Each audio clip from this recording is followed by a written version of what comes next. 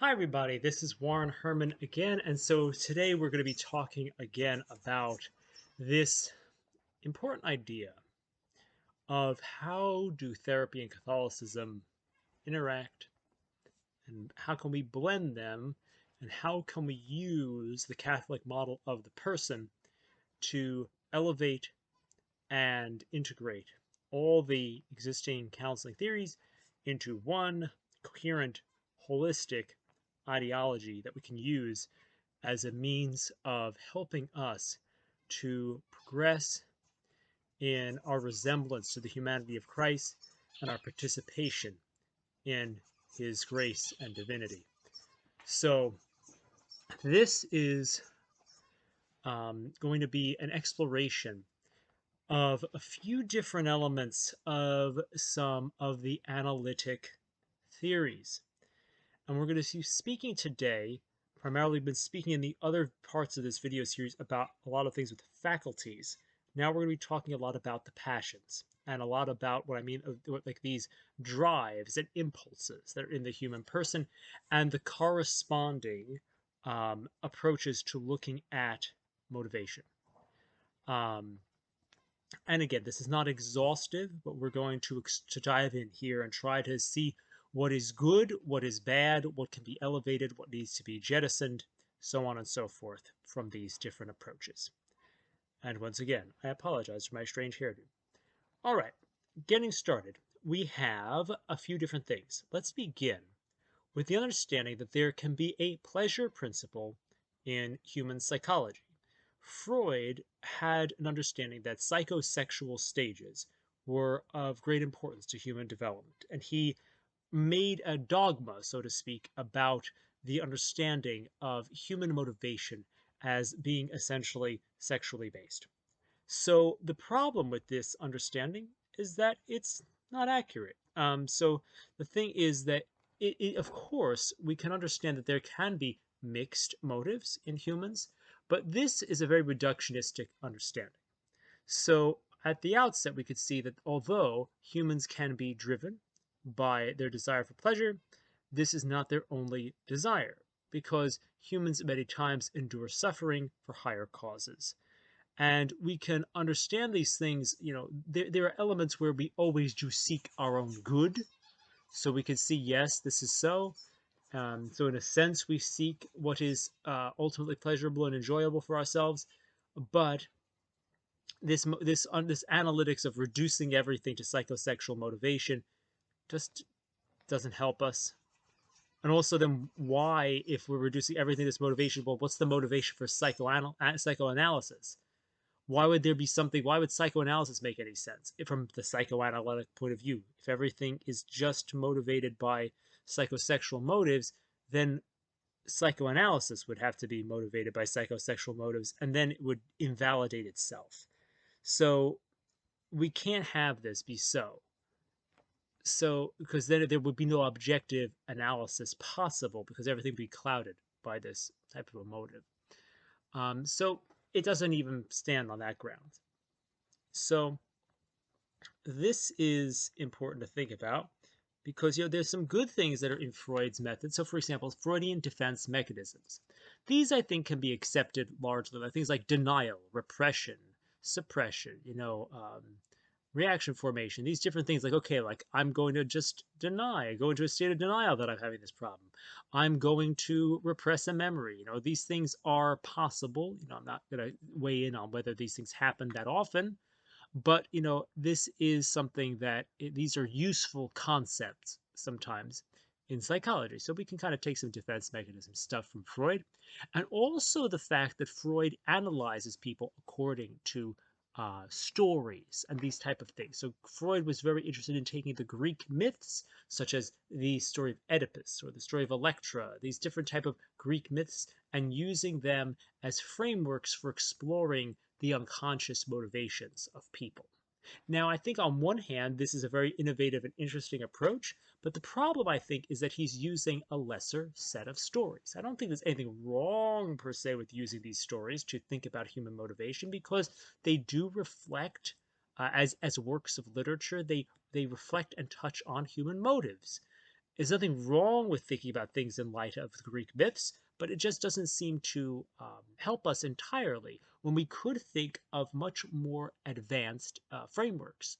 So the more advanced frameworks would be those type of metaphors and analytical maps that we get from the characters of the Bible. So, for example, we might say that somebody has a younger brother or older brother complex rather than an Oedipus complex. So the younger brother and the older brother are characters in the story of the prodigal son. So, for example, we might say, okay, the younger brother, he kind of goes off and um, lives a worldly life and then comes back. And the older brother, he doesn't want to, he doesn't want to have anything to do with the fact that the father is merciful to the younger brother. So, it's like we can take these things, these characters, and use them as kind of archetypes, and we can use them in the same way that Freud used the Greek myths, we can use the gospel stories. So I think that it's just the thing is that Freud is restricting himself to a lower set of archetypal material, but it's not incorrect to look at motives in psychology through the application of these literary themes or these biblical themes. It's not incorrect to do this, and it can be helpful to understand our motives when we use these kind of mirrors from these disciplines. And I don't think it's incorrect to look at our dreams. In the Bible, we see evidence that dreams are used for, that God speaks through dreams. But the thing is that our dreams may often speak of ourselves. It doesn't mean that God has to be talking through our dreams for the dream to be worth analyzing, because we are talking to ourselves through our dreams. So I think the fact that we could do dream analysis is actually helpful. These are helpful things that could be taken from the Freudian approach and from that heritage. And so there are some things that are redeemable, and then there are some things that are unhelpful. And so Freud often had an actively anti-religious um, agenda. And you can read about this in various books. And so you can realize that there are many actively anti-religious elements or interpretations of religion through Freud. So we don't want to integrate those things. So that's kind of the way we would look at these things for the purpose of redeeming them. That being said, I'm less familiar with the work, and I believe, and I feel like I may look at this video and realize that I'm saying the theorist's name as the wrong theorist name, but I'm pretty sure Erikson is the theorist that comes up with this competing understanding of this is a real theorist, whether I'm getting the name wrong or not. So he basically says that things like birth order, things like the will to have mastery and competence, the will to have essentially power and significance matters much more than this mere will to pleasure. And so I believe it was Erikson. And so some things I'm going to talk about things from Erikson as if this is the name of the theorist because I can't find who it is right now as I'm making the video. But I think that's who it is. And I think that a lot of things, if this is the Erikson who is the originator of the concept of the fictional finalism, which means like, okay, if I don't, if she doesn't love me, then I'm nothing. Like he anticipated cognitive distortions in that understanding of the fictional finalism. He uh, he generated many ideas that were in other theories, so it's hard to really speak to Erikson as a whole because he kind of did everything.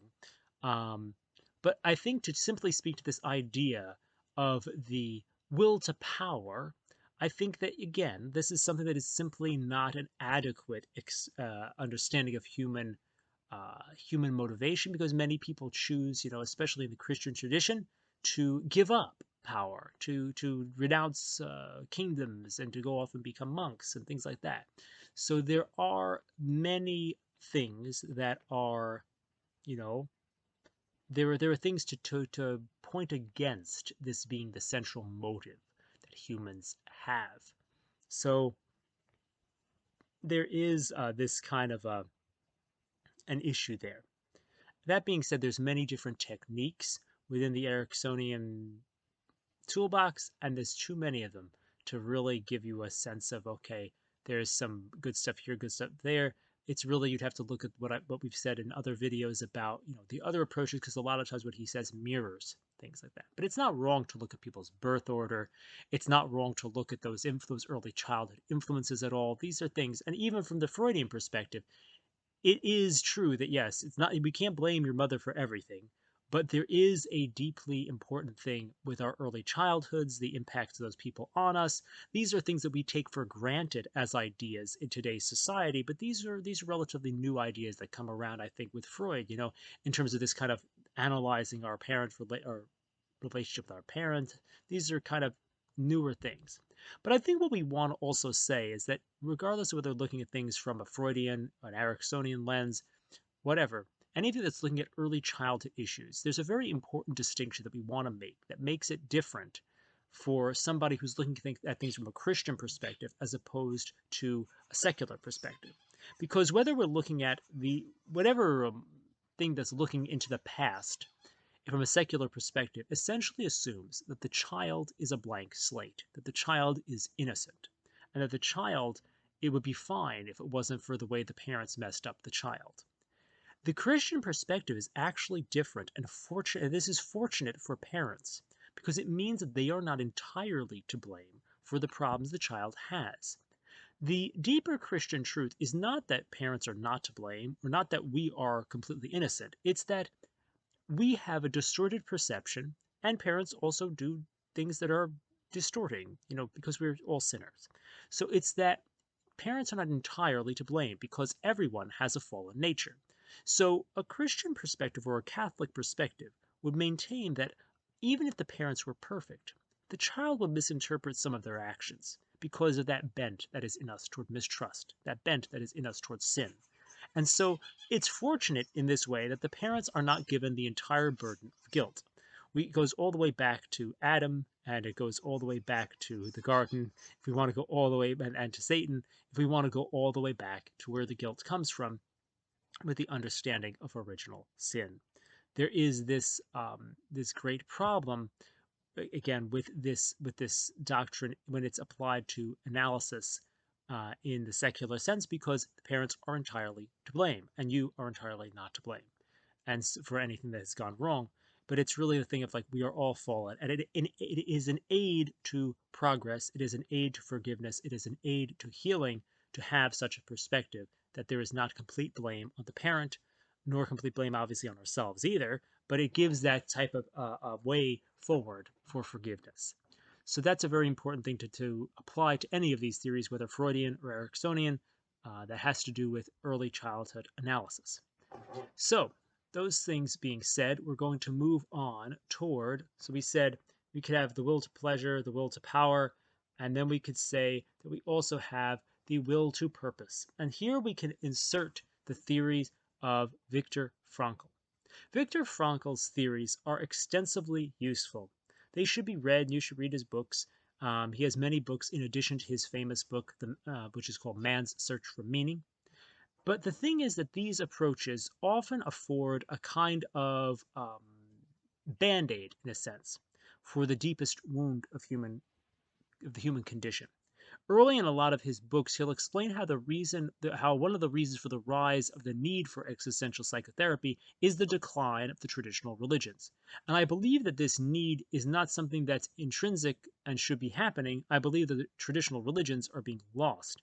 And so it's not that, okay, where society is progressing away from traditional religions, and I don't know that Viktor Frankl even would hold to that view, but it's not a good thing that we are losing actual sources of meaning. And so the thing is that the problem that we can get sometimes, that Viktor Frankl speaks about various means through which we can find meaning. So he talks about things like finding meaning in experiencing a value, meaning in a person, or meaning in suffering. But these meanings also end up being relative meanings. And the thing is that I do like in Viktor Frankl's approach, in contrast to other existentialists like Yalom or Yalom, I don't know how you pronounce it, but they speak a little bit more about meaning as something constructed. Whereas Viktor Frankl is more on the perspective of meaning as something discovered, that there is his unconditional faith in unconditional meaning, is a phrase that he uses.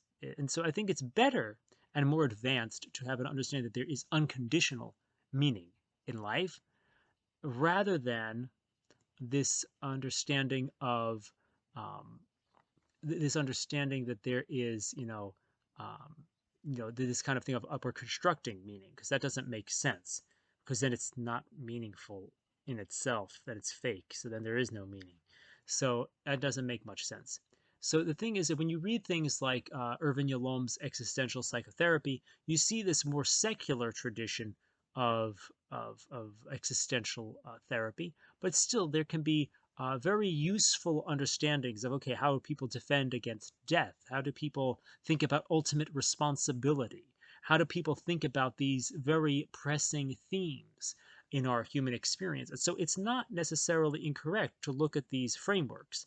But the thing is that you'll see some limited things. So, for example, Irvin Yalom, I believe he promotes this kind of understanding that this is kind of like a rescuer complex, like a savior complex, that people can feel that someone is either going to rescue them from this existential problems they have. And so you could see almost not, I will not call it like, it's almost like a way that someone could use that type of concept to dismiss Christianity. Um, and so the thing is, it's like it's not a very, especially it's useful to understand that people defend themselves against things they're afraid of, but that shouldn't lead us to to think that there, for some reason, just because we're defending against things doesn't mean that we can't actually find a solution to things, which is what Christianity proposes itself to be, as the actual solution to the human problem, as opposed to just merely a defense mechanism that doesn't get the job done but covers things over with a band-aid. So just because there are band-aids does not mean there's no cure. And that's the problem, I think, sometimes when we analyze things from these lower perspectives, whether it's Freudian, whether it's Ericksonian, whether it's existential. If we analyze a higher perspective, like a religion, from these analytical frameworks, we end up dismissing it, and we end up actually, just kind of, not understanding what we're looking at, because we're just, we're seeing a pattern that we're using, but it's kind of like using a hammer and you think everything's a nail. And so just because you find a defense here, defense there, does not mean that you haven't found that one of those things, like, just because like you have this hammer doesn't mean, like, okay, it doesn't mean some things are not nails. Like, you can't hit a nail. Like, you can't, some things might look like a nail, but it might actually be a screw. It's like it might be something different. Um, so there is, among the things I believe, that Catholicism and Christianity, or so to speak, are the cure, whereas other things are merely defenses. So for analyzing things and we're to analyze away Catholicism, that's incorrect, because then it's like saying, okay, just because there are some things that are addictions does not mean that there's something that is real. Just because you have somebody who has an unhealthy relationship does not mean there is no such thing as a healthy relationship. So that's the type of thing I'm trying to say there.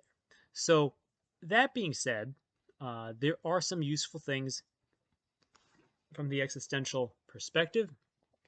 It's I think very useful to look at some of the techniques. So some of the concepts from Viktor Frankl's work are extensively important, such as his use of the technique of paradoxical intention, which is a very good technique for things like sleeping. So if you have sleep problems, you try to stay up for about a half hour, and then that gets rid of your extra amount of intention. So I need to sleep, I need to sleep, I need to sleep. Okay, so all right, let me just give it a rest. Let me try to stay awake for a half hour, and then that takes away your overkill on your intention to fall asleep, and then you're able to fall asleep. So this understanding is actually very beautiful and powerful from the Catholic perspective, because it actually gives us some very good language for the nature of original sin. And it resonates very deeply with what St. Paul teaches us about. He says, when I want to do good, evil is at hand. Meaning that, like, it's almost like when we have this tendency, I think, and I think that this reflects this, his teaching of St. Paul's teaching reflects this teaching of Viktor Frankl on hyper intention and hyper reflection, that often we overthink things and over want things too much. And this shows the disorder of our faculties and our passions when we are in a state of sin, due to original sin. It shows that we are flawed, that we tend toward these disorders.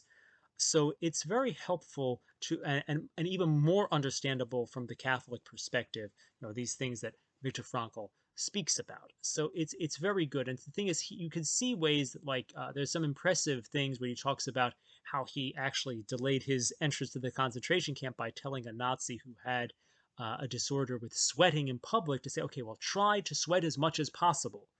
And the man laughed, and it was actually, apparently was the advice that was very helpful to this guy, so he was not taken away to the concentration camp.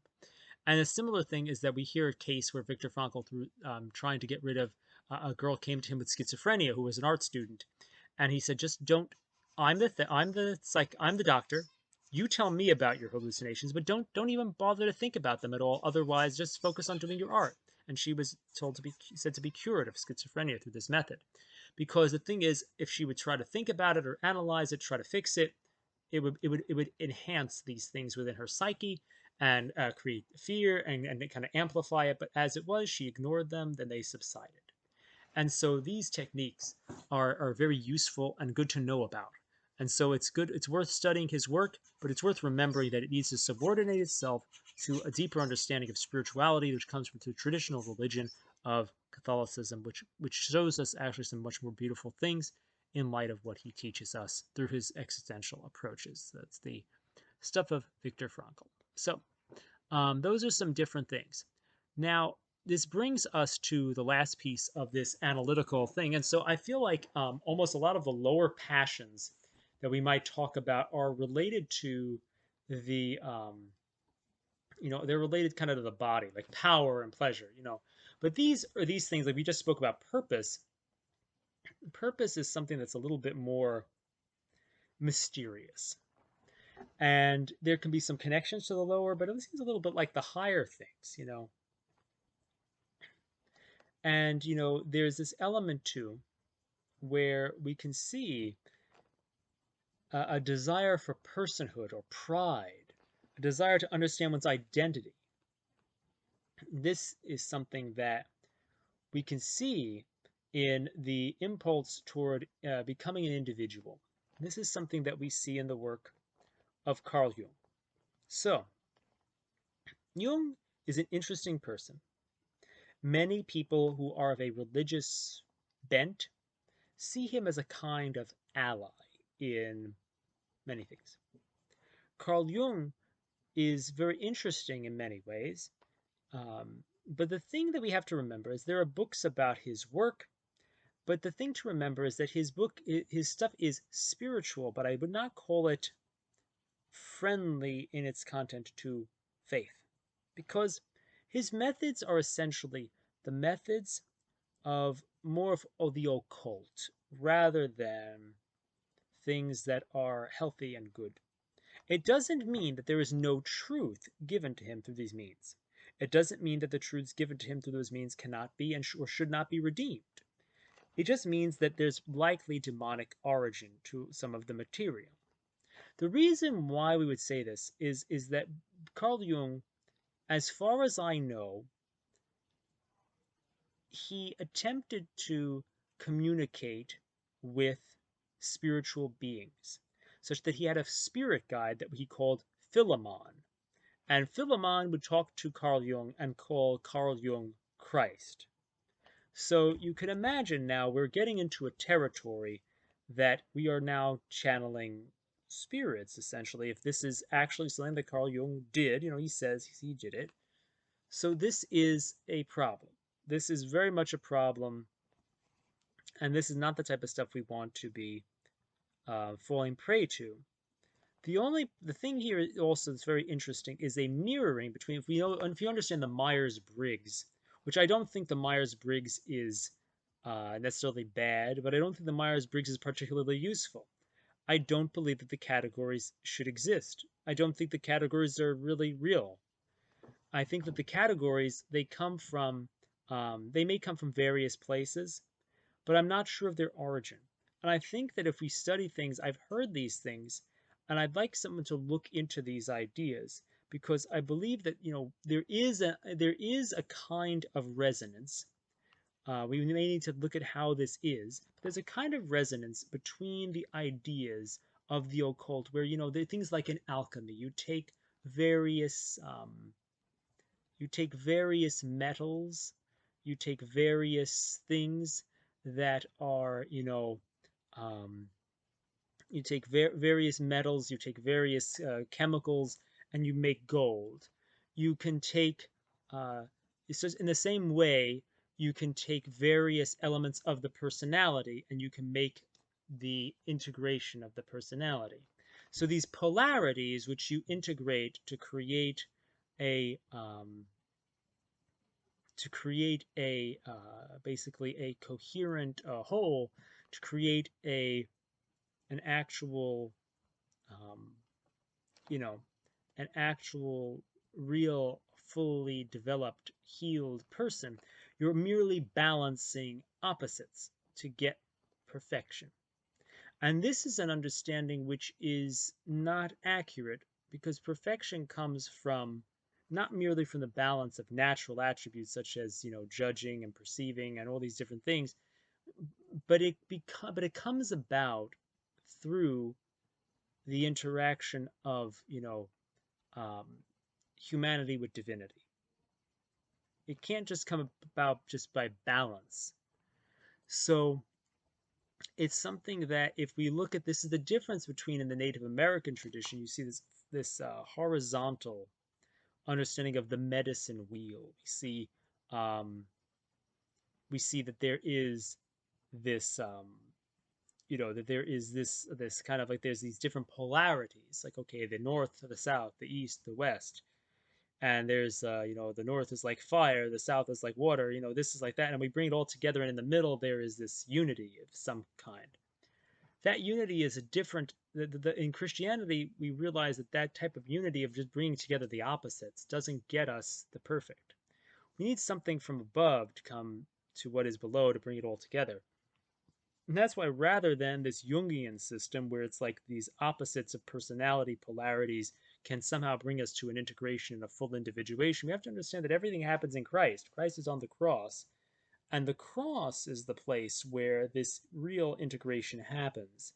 That it happens in the person of Christ. If I hold up this little cross here, it's like it happens in the person of Christ. There is, Christ is on there, and it's not that there's merely this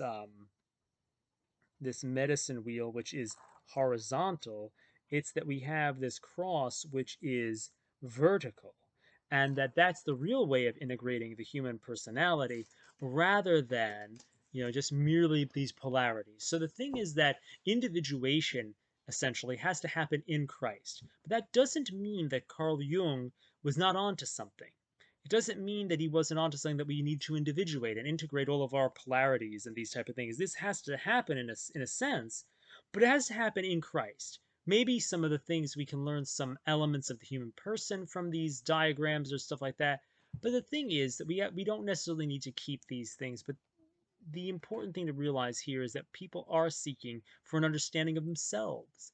And even Carl Jung's idea of the fact that we have a spiritual motivation, that we are not merely only at these levels of, okay, we have the pleasure principle, the power principle, or even the purpose principle. We have this seeking for um, this deeper personhood, this seeking for who are we, and what is this type of thing, it's individuation. And so I think that, all in all, there are some elements that might be redeemable. Of course, Carl Jung's explorations of these different polarities in the human person can have some bearing. We can gain some insights through the application of some of these categories. So I'm not saying that we can't ever use these categories, or that there aren't ways of redeeming them. The thing is just to really remember what type of ideology we might be dealing with, based on the kind of things that Carl Jung said about religion.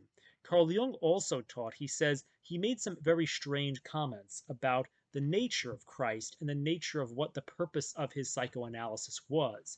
And that he said that essentially the goal of his method was to make Christ back into the soothsaying god of the vine. I guess, like, vines, like being like Bacchus and like drinking and these type of pagan rituals, that he is. So he says we want to make Christ into this other kind of a god, and that was the purpose of psychoanalysis.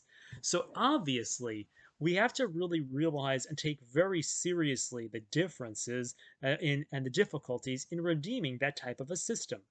The thing that we really want to understand is that, yes, okay, people might need to individuate, but there's a lot of problems in this ideology that was created and crafted by Carl Jung, and potentially, and it seems like, through his interaction with spirits. And so this is something that want to um, we really want to be able to think about, and we want to be judicious in how we redeem this. So, that being said, we've gone through the description of a few different ideologies that have been there. So, we've thought about the Freudian, the pleasure principle. We've thought about the Ericksonian power principle. We've thought about Viktor Frankl, Irvin Yalom, the existentialist, and the will to purpose. And we've thought about this desire for personhood in the context of Jung. And we can see how these things can all, there's elements of these that can be redeemed. And we could certainly say that a human is motivated by all of these things. And a Catholic model of the person says, yes, we're motivated by all these things, but not only by one of those things. Again, we need to break these things out of these really short-sighted versions where it's like, oh, it's all about this, it's all about this, it's all about this, it's all about this. No, it's about all of these things. And that's why the Catholic model of the person is ideal for allowing us to break these things out of these isolated systems into one coherent system and part of this larger system that allows us to, really heal the human person and understand the human person as a whole. So I hope this has been helpful. That we can see now these theories can be placed side by side with the other theories. So we know that there's a motive there's a passion toward personhood. There's a passion toward purpose. There's a passion toward power. There's a passion toward pleasure. There's a faculty of awareness, a faculty of imagination, a faculty of the intellect, a faculty of the will, a faculty of the heart, and the faculty of the spirit. So we can see that there's all these different levels of motivation that are available. There's all these different levels of faculties that are available to manage these motivations. And that if we can, through the help of God, we can use these faculties to help manage and integrate these passions. So it's like this is the whole purpose of psychotherapy, is the use of the faculties through these theories to manage the passions through these theories that we identify through these theories. And we do this with God's help in a godly way, in one coherent approach. So I hope this has been helpful to fleshing out this whole understanding of the human person and how to redeem therapy approaches through this Catholic understanding.